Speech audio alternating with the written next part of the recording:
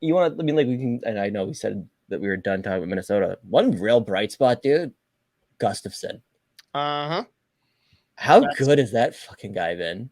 Dude, I've been saying it all year, man. 1A. I don't Yep. think he's the true starter, but I think he's your 1A. And I mean, dude, in this market, the only guarantee is that people will overreact to goaltending. Right now, Mm-hmm. Gustafson is the number one goalie in the NHL, and Marc-Andre Fleury should just take one for the team and voluntarily retire. Yeah, retire. Yeah. Yeah. So, I mean, I want to spin off that, though, because like, Gus has been great. We don't even need to really get into that. Like, he's played really well. He's, proven why he was drafted where he was and that Ottawa was a mistake. What are your thoughts, not for this season, but looking forward for the goaltending situation in Minnesota? Like, how much is it worth to keep Gustafson here, assuming that it's something that he actually battles and wants to go and find offers, but also factoring in like what's the plan for Wallstedt? Like, is he a guy that you can see playing with the Wild next year? I think like could he sure. I think again that's putting a lot of. I mean, it depends, right? Like if you're saying one of Gustafson or Marc-Andre Fleury is not here, and he's going to be your other like your 1B or your backup goalie. Could he? Sure. He did have, and I still thought he played really well at the beginning. He was just getting screwed, but he did have some moments. Like it was a slow little transition this year into the AHL. And again, like we're talking about what's a better situation for him, and we're talking about Marco Rossi this year. Same thing with Wallstedt next year, I think. Like let him have another full season of being the number one guy in Iowa. There's no real reason to bring him up unless like Fleury decides, voluntarily retire. Like, can some of these idiots? Fucking unbelievable, dude. There's people too that are like, well, just trade him to a contender. Like, yeah, he doesn't fucking want to go anywhere. By the way, like I think it's so funny when people talk about goalies at the deadline. When has a goaltender ever been added to a team and they've won a cup? Like because Ryan Miller to St. Louis. Yeah, that was good. And so it like it doesn't really have anything to do with anything, but it's like I just see sometimes like, oh, they just need to go add a goalie. Like when has that ever worked? Ever? like adding a number one goalie. Look at Jack Campbell right now. Case in point on why that's the case. Like look at how he started the year. Everyone immediately in Edmonton is saying he should voluntarily retire instead of take his 5x5.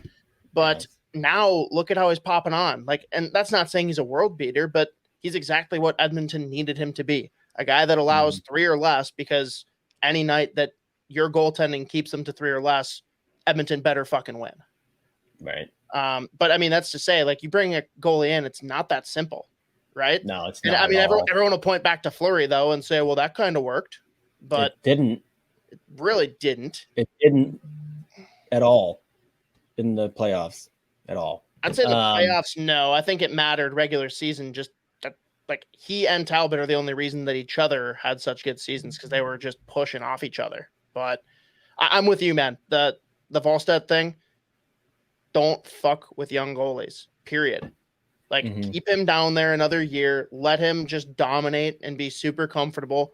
Don't force him up to be the Band-Aid or the igniter to, drive forward this year or next year. Like, let's have him out there doing fucking bench presses with the net like Askarov. That was unreal. And speaking of, Wallstedt was, first of all, he was a blast at the All-Star game, and he played really well. Like, this year, again, like, you want to talk about good vibes and just, like, him being where he needs to be. Like, right now, he's playing unbelievably well. I mean, he's their number one at this point. Makes the All-Star team or game, plays really well there. Like, I just think he's got such a good situation going. And I know, like, last year and all this year, I said, yeah, he could come up and play in the NHL after 1 year in the A. And again, I think he could, but is that the best situation? Probably not. Like, could versus should. Right, exactly. And it's very, like, two very different things. Like, we'll see what happens. Like, so this, with how Gustafson's going right now, I think that also leads to the conversation, like, not only the deadline, but like, what does the off season look like? You know what I mean? Like, there are some guys who are not going to be here that maybe they're young players like a Jordan Greenway has been linked to be out of here before the deadline. But to me, like Gustafson's got to be close to the top of the list of guys you got to bring back at this point. Obviously, like you're not going to just rely on Wallstedt next season. No, God, no. Fleury's been up and down.